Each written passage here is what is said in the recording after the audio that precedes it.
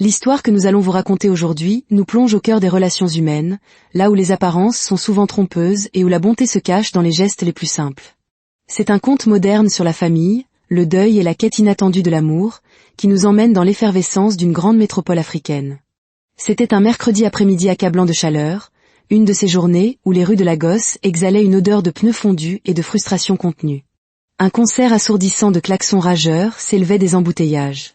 Les minibus d'Anfo, véritable furie de la route, rugissaient en dépassant tout sur leur passage. Les piétons, excédés, lançaient des regards noirs. Les vendeurs à la sauvette criaillaient leurs prix. Et là, se tenant silencieusement à un carrefour sordide, se trouvaient 3 enfants. Pieds nus, couverts de poussière, vêtus comme des orphelins oubliés. Mais ces enfants n'avaient rien d'ordinaire. Ils étaient les célèbres triplés du milliardaire Adrien Adabio, Jason, Caleb et Zara. Seulement, aujourd'hui, ils n'étaient pas des enfants de riches. Aujourd'hui, ils étaient des mendiants investis d'une mission. Jason se tenait droit comme un commandant, sa chemise déchirée à la manche. Caleb, le cadet, s'étalait de la fausse crasse sur la joue et s'entraînait à prendre un air pitoyable. Zara, la seule fille et autoproclamée première dame de la maison, tenait un bol en plastique et clignait tristement des yeux en direction des passants. Les gens passaient sans même leur jeter un regard. Certains les toisaient avec mépris. Une femme plissa le nez et marmonna, « Les enfants de nos jours, mendiants sous ce soleil de plomb. Où est donc leur mère ?» Zara laissa échapper un petit rire méprisant et murmura, « Personne ne veut même nous regarder. » Caleb soupira. « Réessayons demain. Peut-être que la femme que nous cherchons n'est pas encore passée par ici. » Car, en vérité, ils n'avaient pas faim. Ils n'avaient pas besoin d'argent. Ils cherchaient désespérément une épouse pour leur père. Des années auparavant, alors que les triplés avaient à peine 2 ans, leur mère était décédée. Leur père, Adrien Adabio, anéanti par le chagrin, s'était jeté à corps perdu dans le travail. Nuits interminables, matinées précoces, voyages d'affaires et réunions sans fin. Pas d'anniversaire, pas de dîner en famille. Juste l'argent, encore et toujours l'argent. Des nourrices les élevaient, des tuteurs les instruisaient, mais personne ne leur offrait de tendresse maternelle. Jusqu'à ce qu'un après-midi, Mama Ronque, leur grand-mère bruyante, théâtrale et aux opinions bien arrêtées, débarque au manoir avec une soupe pimentée et une sagesse non sollicitée. Elle accula Adrien dans le salon. « Tes enfants ont besoin d'une femme dans leur vie. Ils grandissent trop vite. Les nourrices ne pourront pas les élever éternellement. Tu dois faire une pause dans ton travail et trouver une femme. Ou devrais-je te trouver une bonne épouse moi-même ?» Adrien ne leva même pas les yeux de sa tablette. « Maman, s'il te plaît, arrête. Je suis capable de me trouver une petite amie tout seul. Je n'ai pas besoin de ton intervention. » « Très bien, » s'exclama Mama Ronque en frappant dans ses mains. « Mais ne ramène pas de croqueuse de diamants dans ma famille. Ouvre bien les yeux. » À l'étage, derrière la rampe de l'escalier, les triplés écoutaient avec une concentration absolue. « Tu as entendu ça ?» chuchota Zara. « Grand-mère a raison, » répondit Jason. « Nous devons aider papa. » Quelques semaines plus tard, Adrien leur présenta sa nouvelle amie, une femme avec des ongles longs comme des griffes de dragon, beaucoup trop de parfum, et un rire faux qui ressemblait à une sirène. Elle les appelait « mes chéris » et leur apportait des gâteaux et des jouets en plastique de mauvais goût. Zara serra ses perles imaginaires. « Celle-ci est fausse, » marmonna-t-elle. « Éliminons-la, » dit calmement Jason. « Je vote pour le code rouge, » murmura Caleb. Cette nuit-là, tous les 3 se blottirent sous la couverture de Jason et créèrent un groupe WhatsApp secret, Code rouge, elle doit partir. Zara, la plus courageuse, se glissa sur la pointe des pieds dans la chambre de son père, prit son téléphone pendant qu'il ronflait comme un orage, et copia le numéro de la femme. Les messages commencèrent immédiatement. « Reste loin de mon homme ou j'apporterai ton utérus à mon sorcier. Je suis son épouse spirituelle. Je n'aime pas la compétition. Je vais maudire ta fertilité. Je suis sa défunte épouse. Ne touche pas à ma famille. Sa femme est capitaine dans l'armée. Recule si tu tiens à la vie. » La femme commença à se comporter étrangement. Elle ne riait plus aussi fort. Elle ne décrochait plus aussi vite. Un jour, Adrien essaya de l'appeler, sans réponse. Le lendemain, il réessaya. Toujours rien. Elle envoya un unique texto, « Adrien, je ne sais pas ce qui se passe, mais je ne suis plus à l'aise. Faisons une pause, s'il te plaît. » Adrien était déconcerté. « Que ai-je fait de mal ?» se demanda-t-il à voix haute. Il envoya des cadeaux. Elle ne les accepta pas. Il appela. Elle ne décrocha jamais. Il alla même jusqu'à sa maison. Elle n'y était pas. 2 jours plus tard, son numéro cessa complètement de sonner. Sur WhatsApp, un seul V. Instagram, disparu. Snapchat, vide. Même son profil LinkedIn était désactivé. Elle n'avait pas seulement rompu, elle s'était volatilisée. Une autre femme arriva, une douce et gentille enseignante du catéchisme de leur église. Elle vint avec sa Bible, leur dit que Jésus les aimait et proposa de leur faire des biscuits. Zara lui sourit, mais Caleb avait déjà enregistré son numéro sous le nom de « Cible 2 ». Les messages reprirent. « Je sais où tu habites. Si tu ne restes pas loin de mon homme, des voyous du quartier te rendront visite ce soir. Je sais que tu es enseignante à l'école du dimanche, mais je vais ruiner ta réputation. J'ai donné ta photo à mon prophète et à mon sorcier. C'est ton dernier avertissement. » Elle cessa de répondre au message d'Adrien. Le dimanche suivant, à l'église, elle ne cessait de regarder derrière elle, comme si quelqu'un la suivait. Le lundi matin, elle avait supprimé le numéro d'Adrien et changé de paroisse. Une autre femme se présenta. Elle dura 6 jours. Un jour, Adrien, assis dans son bureau, marmonna « Pourquoi les femmes me quittent-elles tout aussi vite ?» Les triplés levèrent les yeux de leurs céréales, affichant des visages innocents. « Peut-être qu'elles ont vu ta calvitie, papa, » dit Caleb. Adrien fronça les sourcils. Un samedi après-midi, ils s'assirent sous le baldaquin rose du lit de Zara. « On ne peut pas continuer à les chasser, » dit Jason. « Nous devons faire venir quelqu'un, » ajouta Zara. « Choisissons une femme nous-mêmes, » proposa Caleb. « Quelqu'un qui ne sait pas que papa est riche. » Ils se mirent d'accord sur le plan parfait. S'habiller comme des mendiants. Aller dans la rue. Attendre et voir qui se montrerait bienveillant. L'inviter dans leur vie. L'opération Belle-Mère 2.0 était officiellement lancée. Jour 1. Le soleil les frappait comme des baguettes de tambour. Personne ne s'arrêta. Un homme jeta même un sachet d'eau sur Caleb pour avoir touché sa voiture. Ils rentrèrent déçus. Jour 2. Pire. Un enfant montra Jason du doigt et cria « Maman, regarde. Ce mendiant ressemble à mon camarade de classe. » Ils paniquèrent et s'enfuirent. Jour 3. Et c'est alors que Nora Halak apparut. Une jeune femme en blouse d'infirmière, rentrant de son service à l'hôpital. Elle s'arrêta, son regard balayant les triplés avec une inquiétude sincère. « Que faites-vous sous ce soleil de plomb, les enfants? Où sont vos parents ?» Jason s'avança, la voix tremblante comme un acteur de Nollywood. « Notre père est gardien. Il a les bras et les jambes cassés. Nous n'avons pas mangé depuis ce matin, » ajouta Zara. Caleb renifla de façon théâtrale. Le cœur de Nora fondit. « Oh, mon Dieu! Suivez-moi. Venez, je vais vous donner quelque chose à manger. » Elle les emmena dans son appartement, petit mais confortable, décoré avec goût de bougies parfumées et de diplômes encadrés au mur. C'était le foyer de quelqu'un qui travaillait dur et vivait bien. Elle leur servit du riz chaud et du ragoût, leur essuya le visage avec une serviette propre, leur donna de l'eau, et écouta leurs mensonges comme paroles d'évangile. Puis elle ouvrit son sac, en sortit 5000 néras et les pressa dans la main de Jason. « N'allez plus mendier. Si jamais vous avez besoin d'aide, venez me voir. Dites à votre père qu'il peut vous laisser rester dans ma chambre d'amis. Vous êtes les bienvenus à tout moment. » Les triplés la regardèrent, émerveillés. Ils l'avaient trouvée. Chaque jour après l'école, ils se faufilaient chez Nora. Elle les nourrissait. Ils jouaient à des jeux. Ils l'aidaient à cuisiner. Ils avaient même une brosse à dents chez elle.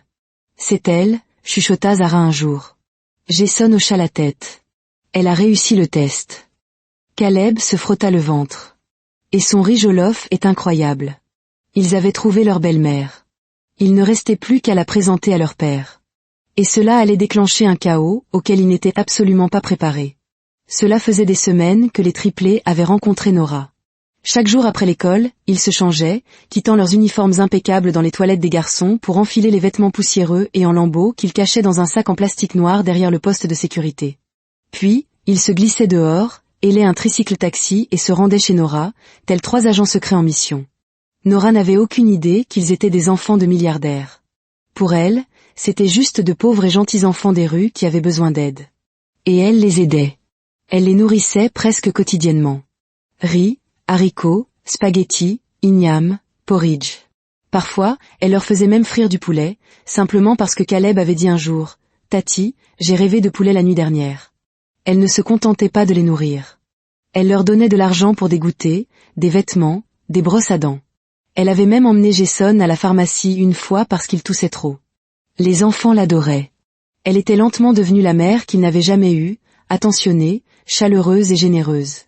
Un vendredi après-midi, alors qu'elle pliait du linge dans son salon, elle leva les yeux vers les enfants affalés sur le sol, regardant des dessins animés la bouche pleine de beignets. « Dites à votre père que vous pouvez tous emménager dans ma chambre d'amis ce week-end. Au moins, il économisera sur le loyer, dit-elle nonchalamment. » Jason faillit s'étouffer avec son beignet. Zara écarquilla les yeux. Caleb murmura « Nous sommes finis ». Ils firent semblant de ne pas avoir entendu, mais la chance leur tournait le dos. Ce même soir, Adrien Adabio, milliardaire, président du conseil d'administration et bourreau de travail professionnel, rentra tôt pour la première fois depuis des mois. Il entra dans le manoir, desserra sa cravate et demanda à la gouvernante la plus proche « Où sont les enfants ?»« Ils dorment à l'étage, monsieur », répondit-elle avec assurance. Adrien s'arrêta. « À cette heure-ci ?»« Oui, monsieur.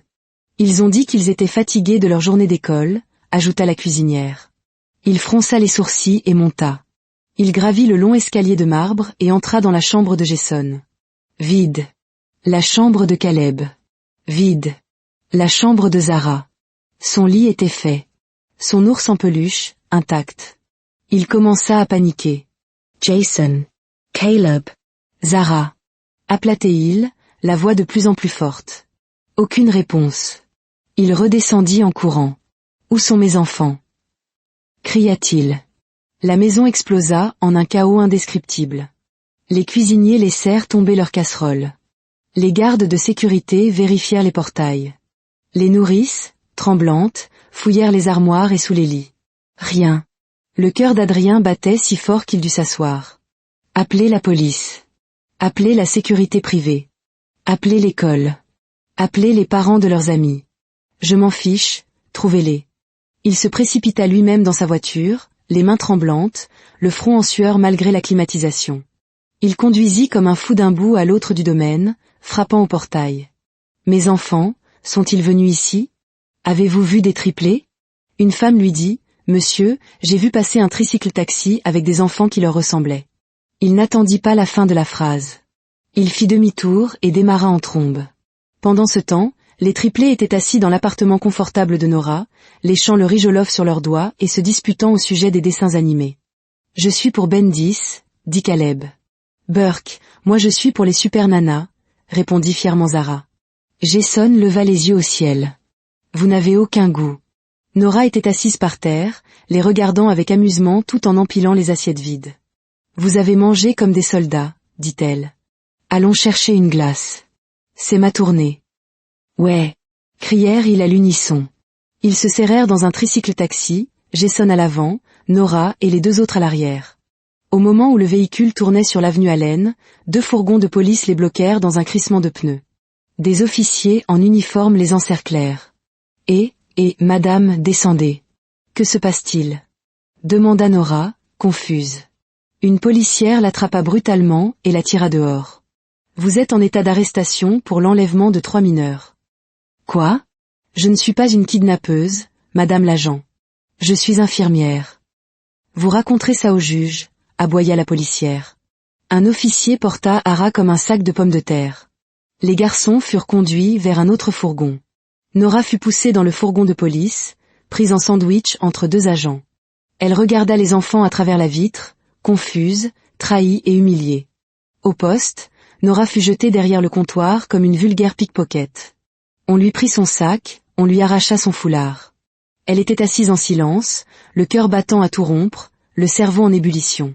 Puis, l'ouragan entra. Adrien fit irruption dans le commissariat, tel un lion en colère. Sa cravate avait disparu. Sa chemise était à moitié déboutonnée. Son visage était rouge d'inquiétude et de fureur. Où est la kidnappeuse ? Où sont mes enfants ? Papa ! Crièrent les triplés en courant vers lui. Il tomba à genoux et les serra tous les 3 dans ses bras, désespérément. Cette horrible femme vous a fait du mal ? C'est alors que Nora se leva, tremblante. Moi, horrible ? Vous me traitez de kidnappeuse ? Elle se tourna vers les enfants, la voix brisée. C'est votre père ? Ils baissèrent la tête, pris au piège. Oui, mademoiselle Nora, marmonna Jason. Nora eut le souffle coupé. Mais vous m'aviez dit que votre père était un gardien avec les bras et les jambes cassés. Elle se tourna vers la police. Excusez-moi, messieurs les agents. J'ai vu ces enfants mendier dans la rue. Je leur ai donné à manger. Je leur ai donné de l'argent. Je n'ai enlevé personne. Adrien se redressa, furieux. Est-ce que je ressemble à un gardien, à votre avis? Je suis Adrien Adabio. Mes enfants mendiaient dans la rue? Vous êtes folle? Les yeux de Nora brûlaient. Vous croyez que votre argent vous donne le droit de me parler comme ça? J'ai dit que j'ai vu vos enfants mendier. Ils ont dit que vous étiez pauvre, que vous étiez infirme, et vous osez me faire arrêter? Adrien se tourna vers ses enfants, la voix dangereusement basse. Expliquez-vous. Maintenant. Papa, c'est compliqué, chuchota Zara. Ne teste pas ma patience, avertit-il. J'ai déjà dépassé le stade de la colère. Jason déglutit. Papa, nous avons fait semblant d'être des mendiants pour te trouver une épouse. Adrien cligna des yeux. Quoi? Nora laissa échapper un rire méprisant qui aurait pu brûler une forêt. Incroyable, ajouta Caleb doucement. Elle ne nous a pas enlevés. Elle nous a aidés. Nous l'aimons bien. Adrien se tourna vers Nora, réalisant soudain ce qui s'était passé. Il y a eu un malentendu. Mes enfants sont très espiègles. S'il vous plaît, pardonnez-leur. Le visage de Nora se durcit comme de la pierre. Libérez-moi maintenant, avant que je ne commence à passer des appels qui mettront cet endroit sens dessus-dessous. Nous verrons bien à quelle vitesse votre nom de milliardaire tiendra tête à mon avocat. Adrien se tourna rapidement vers le commissaire. Laissez-la partir. Maintenant. L'officier retira les menottes. Nora se frotta les poignets, ramassa son sac et sortit en trombe comme une reine poursuivie par la foudre. Mademoiselle Nora. Crièrent les triplés. Elle ne se retourna pas. Adrien se tourna lentement vers eux. Sa voix était calme. Trop calme. Cette conversation n'est pas terminée. Attendez qu'on rentre à la maison. Le trajet du retour fut silencieux. La mâchoire d'Adrien était si serrée qu'elle aurait pu trancher du granit. Il agrippait le volant comme pour s'empêcher de crier. Les triplés étaient assis à l'arrière, tels des condamnés en route pour la prison. À la maison, Adrien s'enferma dans son bureau pendant 1 heure.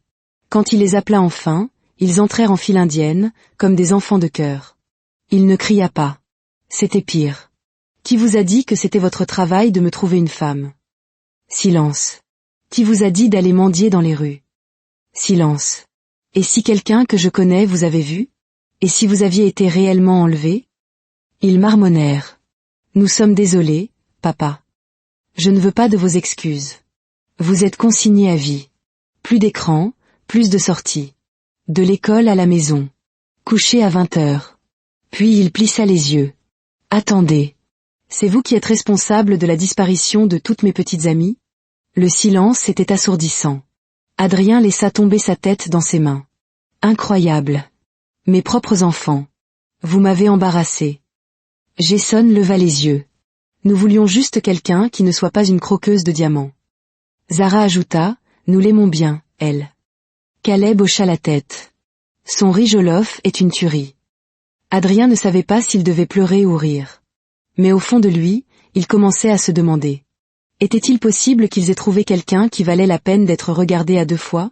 Les jours passèrent, mais le manoir Adabio était aussi silencieux qu'un cimetière. L'air était tendu, morose, plat. Adrien n'avait pas plaisanté en disant que les triplés étaient consignés. Il ne s'était pas contenté de confisquer leurs appareils électroniques, il était passé en mode militaire. Il avait pris leur iPad, leur téléphone, leur console de jeu, et même le robot préféré de Caleb, Roborex, avec lequel il dormait. Et ce n'était pas tout. Pas de télévision, pas de sortie, pas d'amis, pas de goûters spéciaux. Leur routine quotidienne était devenue robotique. École, maison, devoirs, dîner, lit. Jason essaya de s'échapper une fois par le portail arrière. Le garde de sécurité le rattrapa et le signala. Les triplés tentèrent tout. Ils tinrent des réunions secrètes dans la chambre de Zara, chuchotant des stratégies. Mais ils savaient tous qu'une seule personne pouvait faire fondre le cœur d'Adrien, Zara. Un soir, ils l'envoyèrent seule dans la chambre d'Adrien. Elle y entra sur la pointe des pieds, les larmes déjà aux yeux. Elle se tint le ventre de manière théâtrale et laissa échapper un petit gémissement. Adrien leva les yeux de son ordinateur. « Zara, qu'est-ce qui ne va pas, ma princesse ?» Papa, je ne me sens pas très bien, dit-elle doucement, les yeux humides. Adrien se leva immédiatement. Mal de tête? Au ventre? Où as-tu mal? À la tête. Elle me martèle comme un tambour. Il se précipita vers le tiroir, sortit du paracétamol et une bouteille d'eau. Tiens, prends ça. Où veux-tu qu'on aille à l'hôpital? Elle secoua la tête. Non, papa. Je ne veux pas de docteur. Je veux mon infirmière préférée. Adrien cligna des yeux. Infirmière préférée? Zara hocha lentement la tête, puis ajouta, je veux que mademoiselle Nora soigne mon mal de tête. S'il te plaît, papa. Elle nous manque. Elle nous rend heureux. Adrien plissa les yeux, puis sourit lentement. Tu es incroyable. Tout ce drame parce que tu veux voir Nora. Zara battit des cils. Est-ce que ça marche? Il rit malgré lui. 3 jours plus tard, un samedi après-midi, Adrien les appela dans le salon.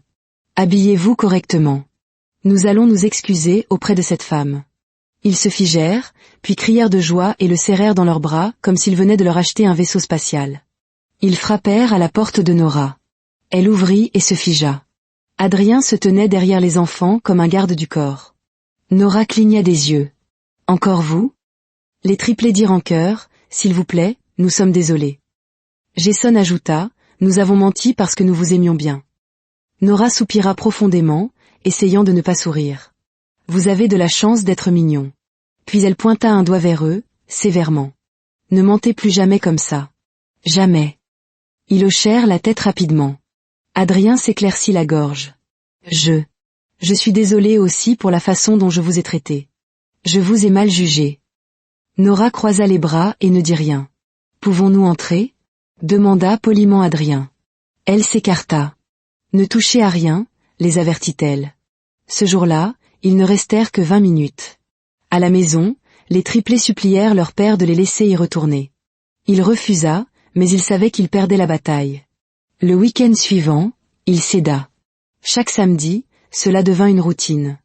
Il les déposait chez Nora. Avant de partir, Nora demandait « Voulez-vous rester pour un café ?» La réponse d'Adrien ne changeait jamais. « Non, je reviendrai à 18h. » Un week-end, alors qu'ils arrivaient au portail de Nora, Adrien leva la main. « Attendez. » Les enfants se figèrent. « Aujourd'hui, dit Adrien lentement, je reste. Je veux voir ce que vous fabriquez toujours ici. » Les triplés eurent le souffle coupé. « Papa, tu restes pour de vrai ?» « Oui. » Cet après-midi-là changea tout. Ils jouèrent au mime, garçon contre fille. Nora était dans l'équipe des filles et battit Adrien à une épreuve d'orthographe. Il fit semblant d'être agacé. « Tu as triché, dit-il en boudant. S'il te plaît, tu n'as même pas su épeler chenille. » Le taquina Nora. Nora prépara du riz jollof et des ailes de poulet. Ils mangèrent tous ensemble en regardant des dessins animés. Adrien n'avait pas autant ri depuis 5 ans. Il enleva même ses chaussures et croisa les jambes. Sur le chemin du retour, les triplés chuchotaient à l'arrière. Finalement, Zara se pencha en avant. « Papa, dis la vérité. Tu l'aimes bien ?» Adrien gloussa. « Qui ?»« Mademoiselle Nora. » Caleb sourit. « Dis-le avant que son petit ami ne te la vole. » Adrien haussa un sourcil. « Petit ami ?» Zara croisa les bras. « Je l'ai entendu dire à quelqu'un au téléphone, je t'aime aussi. » Adrien fronça les sourcils. « Vous allez vous taire, tous ?» Puis il s'arrêta brusquement sur le côté. « Si vous n'arrêtez pas de vous mêler des affaires des adultes, vous serez tous consignés jusqu'à l'université. » Un silence remplit la voiture pendant 5 secondes. Puis Caleb murmura, « Donc, tu dis que tu l'aimes bien ?» Adrien soupira et regarda par la fenêtre. « J'aime la voir. Elle est gentille. Elle est calme. Elle est différente. » La voiture explosa. « On te l'avait dit. Papa a enfin un béguin. » Zara se mit à chanter. Adrien leva le doigt. « Un mot de plus et j'achète des brochures d'internat. » Mais même lui ne pouvait cacher le sourire qui se formait au coin de ses lèvres. Un samedi après-midi, après une longue partie de Scrabble, Adrien était assis sur le canapé, regardant ses enfants rire par terre et Nora rire depuis la cuisine. Quelque chose fondit en lui. Ce soir-là, de retour au manoir, il appela les triplés dans sa chambre. Il s'éclaircit la gorge. « Les enfants, j'ai réfléchi. » Jason haussa un sourcil. « C'est un sermon ?»« Non, » répondit Adrien. « Je pense que nous devrions inviter mademoiselle Nora chez nous. Ils mirent le téléphone sur haut-parleur. Le téléphone sonna. Nora répondit. Allô? Zara sourit, prenant sa voix la plus douce. Mademoiselle Nora, notre papa a dit que nous devrions vous inviter chez nous ce week-end. Serez-vous libre? Il y eut une pause. Puis Nora gloussa.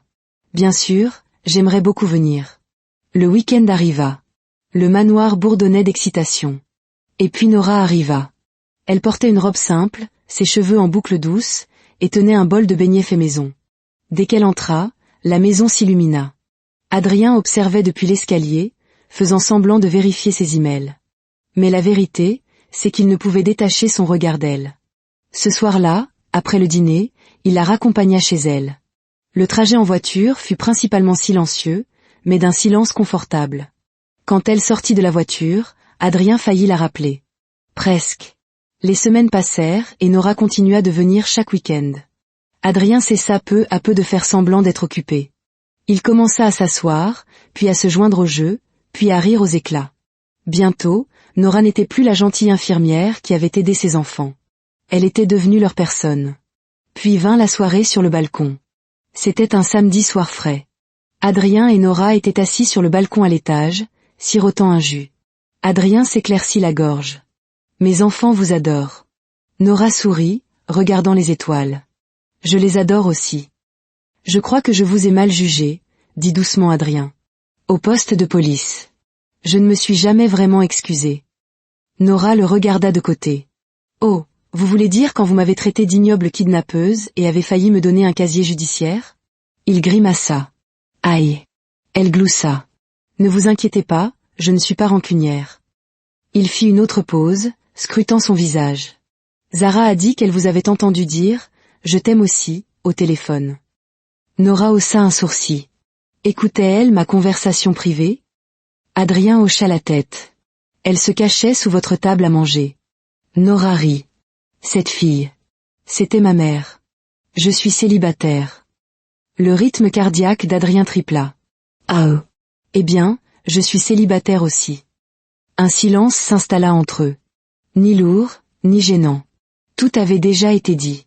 Un soir, alors qu'ils arrivaient à son portail, il ne la laissa pas partir immédiatement. Il sortit de la voiture et la raccompagna jusqu'à sa porte, mais cette fois, il ne se détourna pas. Il la regarda une longue seconde. « Tu me plais. Je ne sais pas si je te plais aussi. » Elle cligna des yeux, surprise, puis sourit légèrement. « Êtes-vous en train de m'inviter à sortir ? » « Oui. Veux-tu être ma petite amie ?» Elle gloussa, taquine. « Vous êtes incroyable. » « Est-ce un oui ?»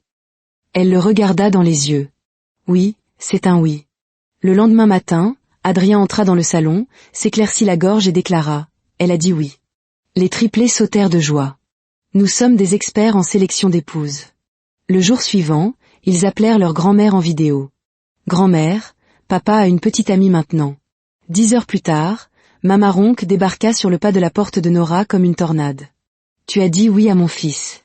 Merci. Que Dieu te bénisse. Tu as lavé notre honneur. » Nora cligna des yeux. « Madame, nous ne sommes pas encore mariés. »« Je sais, mais c'est scellé dans l'esprit. J'ai apporté de la soupe, du riz jollof, de la soupe pimentée. Si ça se termine, appelle-moi. Je ne suis pas ici pour une visite, je suis ici pour célébrer. » Elle entra et prit possession de la cuisine comme un général chevronné. Adrien et Nora commencèrent à sortir ensemble sérieusement. L'amour s'épanouissait, non pas dans les feux d'artifice ou les roses, mais dans le rire, la compréhension et le réconfort. Et pour la première fois depuis des années, Adrien Adabio, le milliardaire, le bourreau de travail, recommençait à rêver. Pas d'argent, mais d'éternité.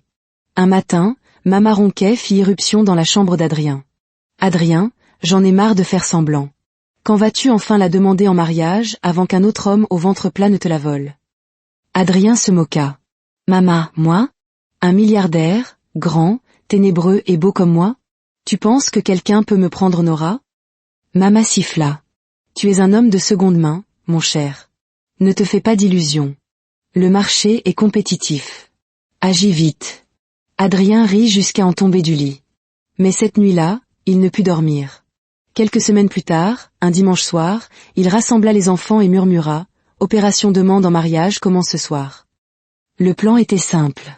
Après le dîner, il conduisit Nora au jardin où des guirlandes lumineuses scintillaient. Les enfants les épiaient depuis le balcon.